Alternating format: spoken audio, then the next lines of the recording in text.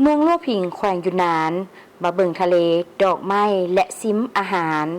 นับแต่เดือนกุมภาหาเดือนมีนาของแต่ละปีทางภาคเหนือของจีนอากาศจะหนาวเย็นที่สุดเมืองลั่วผิงแขวงยูนนานสาธารณรัฐประชาชนจีน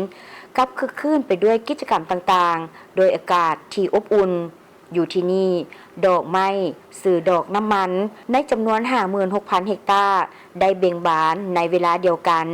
เป็นสวนดอกไม้สีเหลืองงดงามมีซากหลังเป็นภูหินอันเป็นเอกลักษณ์มันได้กลายเป็นสถานที่ท่องเที่ยวที่ได้รับความนิยมในฤดูใบไม้ปงเมืองลั่วผิงมีสภาพอากาศที่ดีและเหมาะสำหรับการปลูกดอกไม้และสถานที่ที่เที่ยวชมดอกไม้ที่มีชื่อเสียงมาตั้งแต่ปี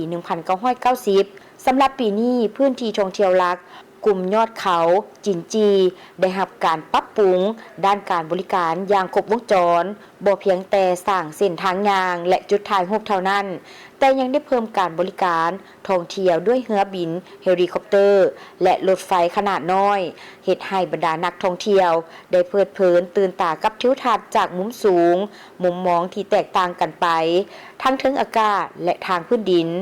สำหรับผู้ที่มักออกกำลังกายแม้นสามารถเซารถถีบและถีบรถไปตามหนทางผ่านทางสวนดอกไม้สัมผัสกับความรู้สึกและบรรยากาศคล้ายคือกับอยู่ในรูปแต้มธรรมชาติของทะเลดอกไม้สถานที่แห่งนี้ยังเป็นภาคพื้นของการผลิตน้ำผึ้งที่สำคัญเมื่อดอกไม้เบ่งบานผู้เลี้ยงผึ้งจากทั่วทุกแห่งจะมาที่นี่พร้อมกับหางผึ้งของเขาเจ้าเพื่อเก็บน้ำผึ้งนักท่องเที่ยวสามารถเห็นผึ้งที่กำลังบินเก็บน้ำหวานจากเกสรดอกไม้อยู่แห่งนี้และซื้อน้ำผึ้งที่สดๆและบริสุทธิ์ที่มีคุณภาพดีอีกด้วยภายหลังเที่ยวชมอย่างม่วนซื่นแล้วยังสามารถได้พักอยู่ที่เรือนพักใกล้ๆซึ่งเพิ่นจะจัดงานเลี้ยงที่มีชื่อว่างานเลี้ยงดอกไม้และดูใบไม้ปง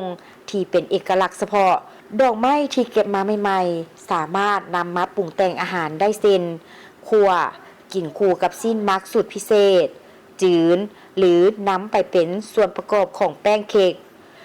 มันมีรสชาติที่อ่อนนุ่มและแซ่บซ้อยเต็มไปด้วยกลิ่นอายของฤดูใบไม้ปงนอกจากนี้เมืองลั่วผิงยังได้เป็นเจ้าการในการจัดกิจกรรมต่างๆเช่นการแข่งขันมาราธอนทะเลดอกไม้และการแข่งขันขี่รถถีบถึงภูเขาซึ่งรวมเอาการปลูกดอกไม้การเลี้ยงผึ้งการท่องเที่ยวและการปรุงแต่งอาหารเข้ากันเพื่อส่งเสริมการพัฒนาชนบทอย่างมีประสิทธิภาพ